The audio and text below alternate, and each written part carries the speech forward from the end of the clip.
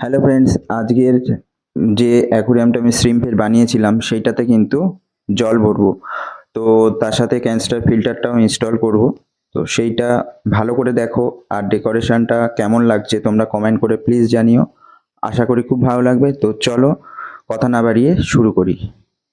তোমাদের সবার কাছে একটাই রিকোয়েস্ট থাকবে, এই ভিডিওটার জন্য অন্তত 50টা সাবস্ক্রাইবার আর 50টা লাইক প্লিজ তোমরা করে দিও। আর ভিডিওটা শেষ পর্যন্ত দেখো, স্কিপ না করে, খুবই ভালো লাগবে। আর ডেকোরেশনটা কেমন হয়েছে তোমরা কমেন্ট করে প্লিজ অন্তত জানিও। তো দেখা হবে নেক্সট ভিডিওতে।